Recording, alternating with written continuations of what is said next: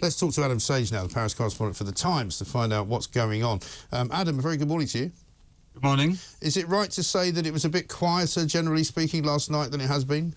Yes, it was. There were only 352 fires recorded by the fire brigade and something like 300 further cars that were set ablaze. Now, that probably sounds like an astonishingly high figure from Britain, but it's something like 10 times fewer fires than there were last Thursday night. Wow. The figure was 3,880 from memory. So, yes, things are calming down, but from a very, very high level of violence. Yes, and as far as I saw a few things yesterday, I don't know whether this has happened, but there was some suggestion that the Department of the Interior might shut down the internet today. I don't know if that was one of those kind of Twitter rumours or something that they were actually considering.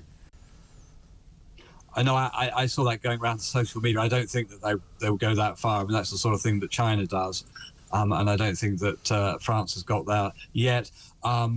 President Macron's ministers summoned social media executives to a meeting on Friday, notably TikTok and Snapchat, I think they were really targeting, saying that the broadcasting of images of the riots, such as the ones you're showing now, which are going around TikTok very, very fast, are encouraging other rioters and should be taken down more quickly. Right. I don't know whether that was anything more than slapping the wrists of the social media executives, and anything in practice is going to happen. I mean, it is an incredible kind of time to be alive, if you like, for those of us who remember what it was like before social media, when, you know, you had to wait for the 6 o'clock news to see what it was actually looking like, whereas now you see all these pieces of video going up online. You never really quite know if they're authentic, you never really quite know if they are what they say they are, but they're all there.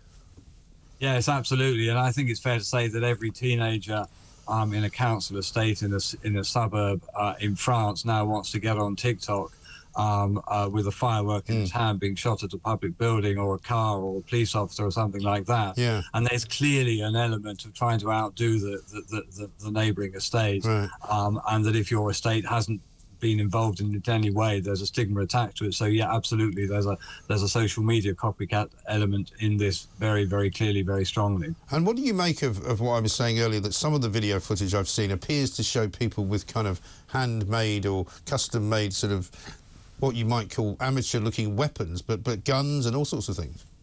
Well, there's certainly been guns around. I mean, there's certainly been a lot of fireworks being shot out. I've been watching them from my balcony night after night.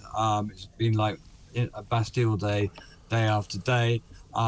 They've been firing fireworks at the police, at buildings. They've also been making their own sort of fireworks as well. Molotov cocktails are very common, but also there are a lot of guns in France. No one knows how many there are, but there have been incidents of guns being used. There was video images the other day of a guy in the Paris suburbs, I think it was, shooting a gun at a petrol station. I mean, he wasn't aiming at anyone in particular, he was aiming at property, not people, but that was very alarming. At the end of last week in Marseille, they got into a hunting rifle shop and stole all the hunting rifles there. There are police officers as well. In Nîmes, in southern France, there was a police officer who was shot at and was really only saved because he had a bulletproof vest on.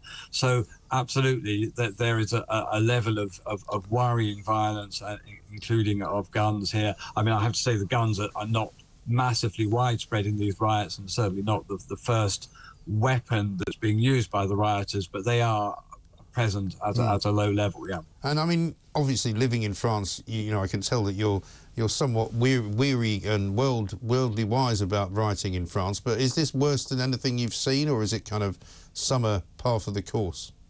No, even for France, it's pretty surprising. And you're right, we know all about riots here. We had the pension riots, so the riots over President Macron's pension reform that went on for months at the beginning of the year. And this was actually, after the pension reform, he decreed 100 days of pacification of the country. Well, it doesn't look very pacified now. No. But yes, you're quite right. This is on another level in terms of the intensity, in terms of the number of attacks on property, on cars, on public buildings, on police officers that we've been seeing over the last few days, at least until last night. This is higher than anything I can remember. The only comparable would be in 2005, where there were riots after 2 teenagers died trying to escape from police.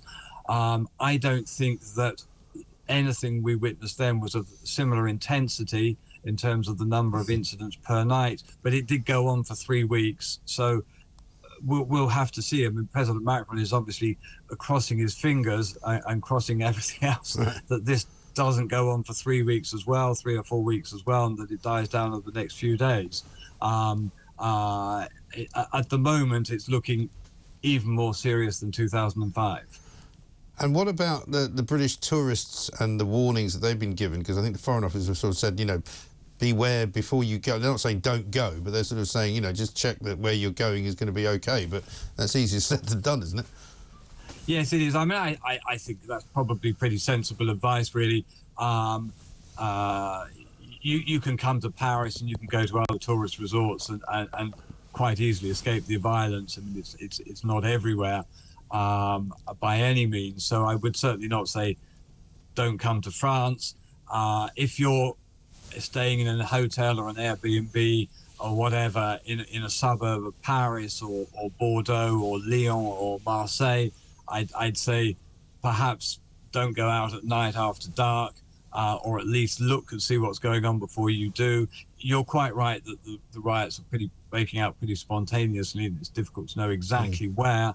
But on the whole, if you're in the major tourist areas, the centre of Paris, places on the French Riviera or the Dordogne, I would have thought that it's still safe to come to France.